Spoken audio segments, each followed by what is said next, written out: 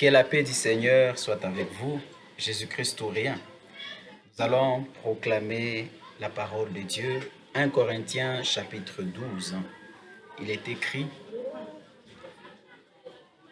1 Corinthiens chapitre 12, c'est pourquoi, verset 3, je vous déclare que nul, s'il parle par l'Esprit de Dieu, ne dit Jésus est anathème, et que nul ne peut dire Jésus est le Seigneur si ce n'est par le Saint-Esprit. Amen. Que Dieu vous bénisse richement. Amen. Le Saint-Esprit a pour rôle dans l'Église de glorifier le Seigneur, de reconnaître sa Seigneurie, de se soumettre à lui et de marcher dans ses préceptes, de marcher dans sa doctrine. Amen. Que Dieu vous bénisse. Aujourd'hui, je veux parler un tout petit peu sur l'esprit de l'Antéchrist. Amen. Nous allons lire dans 1 Jean chapitre 4. 1 Jean 4. Pourquoi parler de l'esprit de l'Antéchrist? Afin de faire suite à la vidéo que je fais hier. Je vous mets la vidéo là, je crois. Je parlais du prophète du temps de la fin. Il est promis un grand prophète au temps de la fin, dans l'Apocalypse. Vous suivrez la vidéo, vous qui ne l'avez pas encore suivi. 1 Jean 4, il est écrit, 1 Jean 4, bien-aimés, n'ajoutez pas foi à tout esprit, mais éprouvez les esprits pour savoir s'ils sont de Dieu. On vient déjà de nous dire dans 1 Corinthiens 12 comment reconnaître l'esprit de Christ. L'esprit de Christ confesse la Seigneurie de Jésus. L'esprit de Christ glorifie Jésus. Car plusieurs faux prophètes sont venus dans le monde. Écoutez ça. Reconnaissez à ceci l'esprit de Dieu. Tout esprit qui confesse Jésus-Christ venu en chair est de Dieu. Là, c'était l'apôtre Paul, ici c'est l'apôtre Jean. Amen. Et tout esprit qui ne confesse pas Jésus n'est pas de Dieu. C'est celui de l'Antéchrist, l'esprit de l'Antéchrist, dont vous avez appris la venue et qui maintenant est déjà dans le monde. Vous avez appris qu'un Antéchrist vient. Mais maintenant même, son esprit est dans le monde et il est en train d'agir et d'opérer. Vous, petits enfants, vous êtes de Dieu et vous les avez vaincus. Parce que celui qui est en vous est plus grand que celui qui est dans le monde. Vous avez vaincu qui? Les faux prophètes. Eux, ils sont du monde, c'est pourquoi ils parlent d'après le monde et le monde les écoute. Nous, nous sommes de Dieu. Celui qui connaît Dieu nous écoute. Celui qui n'est pas de Dieu ne nous écoute pas. C'est par là que nous connaissons l'esprit de vérité, de la vérité, l'esprit de l'erreur. Nous écoute, ce n'est pas par une certaine autorité que Jean pouvait prétendre en dehors de l'autorité qui est là, simplement la Seigneurie de Jésus. Ceux de Dieu écoutent les témoins de Jésus, obligatoirement, parce que Jésus a dit, ceux de la vérité m'écoutent. Alléluia. Eh bien, pourquoi je veux parler de l'esprit de l'Antéchrist? 1 Jean 2, verset 18, nous dit ceci, 1 Jean 2, verset 18, 1 Jean 2, verset 18, petits enfants, c'est la dernière heure, et comme vous savez, vous avez appris qu'un antéchrist vient, il y a maintenant plusieurs antéchrists. Par là, nous connaissons que c'est la dernière heure. Comment est-ce possible qu'il y ait plusieurs antéchrists? C'est à cause de l'esprit de l'antéchrist qui oint plusieurs. Est-ce que vous êtes là? Amen. Il est promis qu'un antéchrist vienne. Mais avant qu'il ne vienne, l'esprit de l'antéchrist opère déjà et agit.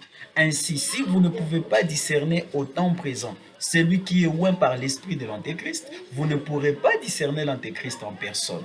Parce que celui qui est oint par l'esprit de l'antéchrist agit et opère comme l'antéchrist en personne. Si vous êtes séduit par le proxy, qu'en sera-t-il de la réalité? Si vous ne pouvez pas discerner le disciple de l'antéchrist, comment discernerez-vous l'antéchrist lui-même? Miséricorde. Que Dieu vous ouvre les yeux, chrétiens. Ouvrez les yeux et comprenez. Prenez, je mets encore là d'autres vidéos sur l'Antéchrist. Je fais des vidéos sur l'Antéchrist. Alors, vous devez identifier. Voilà pourquoi Dieu m'a permis d'identifier en William Branham un Antéchrist. Il n'est pas le seul, ils sont plusieurs. Je n'en connais pas tous. Un chacun selon l'expérience qu'il a dans son coin, un certain ministère qui est en train de s'élever. Vous devez être capable de discerner par le Saint-Esprit de Dieu. Vous voyez, pourquoi je parle de l'esprit de l'Antéchrist? Il est dit dans 1 Timothée 4 que dans les derniers jours, plusieurs croiront à des doctrines des démons. 1 Timothée chapitre 4. Ils seront séduits. Voilà, parce que l'Antéchrist lui-même sera un grand séducteur. Ainsi, la personne qui est ointe par l'esprit de l'Antéchrist est un séducteur. L'esprit dit expressement que dans les derniers temps, quelques-uns abandonneront la foi. C'est comme ça que nous reconnaissons. La foi enseigne que Jésus est le Christ. L'Esprit de Christ sert à glorifier Jésus selon Jean 16, 13 à 15. Il dit que l'Esprit de vérité prendra ce qui est à moi et vous l'annoncera. Il dit, il me glorifierait et ne parlera pas de lui-même. Or, tous les autres messages des prétendus chrétiens, messagers ou qui que ce soit, ce sont des messages qui glorifient l'homme, la personne, qu'on appelle Jésus réincarné. C'est l'esprit de l'Antéchrist discerné. Dans l'esprit, dans les derniers temps, quelques-uns abandonneront la foi pour s'attacher à des esprits séducteurs et à des doctrines des démons par l'hypocrisie de faux docteurs portant la marque de la flétrissure dans leur propre conscience. Que Dieu vous bénisse. Pourquoi je parle de l'esprit de l'Antéchrist? Je termine. 1 Pierre 1, versets 10 à 13. En effet, avant que l'Antéchrist vienne, l'esprit de l'Antéchrist va opérer et puissamment. Comprenez cela. Ainsi, qu'est-ce que j'en dis? C'est le signe que nous sommes au temps de la fin. Quand vous voyez l'esprit de l'Antéchrist, c'est que l'Antéchrist n'est pas loin. Alors, remarquez ceci. Avec l'esprit de Christ, c'est la même chose. L'esprit de Christ a oint le prophète de l'Ancien Testament. L'esprit de Christ a oint David, Joseph, tous ces gens-là dont nous avons les témoignages dans la Bible. Vous verrez que ces gens ont agi comme Christ dans leur propre vie. Regardez Joseph. Haï de ses frères, aimé de son père. Remarquez qu'il est jeté dans laissé pour mort. Il va y faire 2 jours ou 3 jours. Il va sortir de là. Remarquez ça. Remarquez bien cela. Comment il est vendu. Remarquez comment il est élevé en Égypte. Remarquez qu'il reçoit la gloire de Pharaon. Il devient le seigneur de l'Égypte. Et tout genou fléchissait devant Joseph. Mais Pharaon était toujours au-dessus de lui. Et n'est-ce pas la même chose que Jésus-Christ? Regardez David qui va pleurer à une montagne. Pourquoi il pleure? Pourquoi? Il dit il a voulu rassembler Jérusalem lorsque son fils va prendre le pouvoir. Et vous allez voir que Jésus, au mont des Oliviers, va pleurer sur Jérusalem. Regardez tous ces gens. Regardez Moïse quand il est bébé. Déjà, comment on recherche à les tuer. Regardez Christ, quand il est bébé, on recherche à les tuer. L'esprit de Christ a agi dans les prophètes. 1 Pierre 1, verset 10 à 13.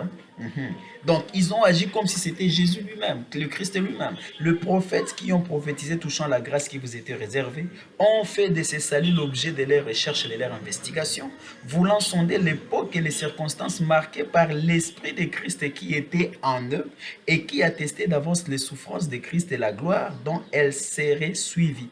Il leur fut révélé que ce n'était pas pour eux-mêmes, mais pour vous qu'ils étaient les dispensateurs de ces choses, que vous ont annoncé maintenant, ceux qui vous ont prêché l'évangile par le Saint-Esprit envoyé du ciel et dans lesquels les anges désirent plonger leur regard. J'ai lu cette écriture pour vous montrer que les prophètes de l'Ancien Testament ont agi comme si c'était Christ lui-même, parce qu'ils étaient oints par l'Esprit de Christ. Ainsi, les antichrists agissent comme si c'est l'antéchrist en personne. Ainsi, les 4 caractéristiques, grandes caractéristiques de l'antéchrist se retrouveront dans tout antéchrist. Si vous n'êtes pas capable de discerner l'antéchrist, si vous êtes séduit en disant c'est un serviteur de Dieu, il prêchait au nom de Jésus, oh miséricorde, vous êtes séduit. Vous ne comprenez pas. Et c'est ça la séduction. Remarquez que le serpent a prêché au nom de Dieu dans les jardins. Il est venu au nom de la parole et il a eu Ève. Il a eu Ève facilement. Miséricorde. Et Paul dit, je crains que cela ne vous arrive dans 2 Corinthiens 11, 1 à 3. Il dit que vous soyez séduits. Tellement l'évangile est simple, crois au Seigneur Jésus, tu seras sauvé, toi et ta famille. L'antéchrist vient avec des mystères, des choses glorieuses, entre guillemets, et il vous séduit, il vous prend.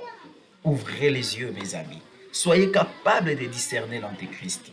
Si réellement vous êtes chrétien, né de nouveau, que la grâce de Dieu soit sur vous pour discerner l'antéchrist. Vous devez le résister. La Bible me dit que dans Apocalypse 13, l'antéchrist fera la guerre aux saints. Et vous allez voir que tous ces gens qui viennent avec un ministère, entre guillemets, grand messager, ils font la guerre à l'église. William Branham a fait la guerre à l'église. Regardez Kakou Philippe là-bas en Côte d'Ivoire. Il combat les saints. Oui, il leur a donné de combattre les saints et de les vaincre. Il semble avoir une certaine victoire. Il semble que leur message est plus glorieux que le simple évangile de Jésus qu'on nous trouve, nous, des gens peu spirituels. Mais nous gardons les caps. Nous combattons pour la foi transmise aux saints une fois pour toutes. Que Dieu soit avec vous. Comprenez, l'Antéchrist va vaincre les saints, mais là, ce sera une guerre physique dans les derniers jours. Spirituelle et physique, il va vaincre les saints. Mais les vrais saints vont accepter de mourir. Ils ne vont pas craindre la mort, parce que notre Seigneur lui-même est mort sur une croix et il est ressuscité le troisième jour. Alors, nous devons accepter la mort pour Jésus-Christ. Avant qu'il ne vienne, l'Antéchrist aura un pouvoir mondial. Il va opérer. Ah oui, il va agir. Il va dominer le monde entier. Mais les élus ne seront pas séduits. Paix à vous, que le Seigneur vous bénisse richement. Je vous aime, je partage avec vous. Un bien-aimé m'écrit, il dit que tu as blasphémé contre le prophète de Dieu. Ton péché, tu as blasphémé contre le Saint-Esprit. Depuis quand un homme est devenu le Saint-Esprit? Le Saint-Esprit n'est pas un humain. Et je n'ai pas blasphémé contre l'humain, contre le Saint-Esprit de Dieu. Je blasphémais, si on peut le dire ainsi, contre un faux prophète. Et ce n'est pas un blasphème, c'est la dénonciation. Il s'agit de discerner les esprits et de les démasquer. Que les élus voient et qu'ils marchent. Que la paix de Dieu soit avec vous. Amen. La suite au prochain numéro.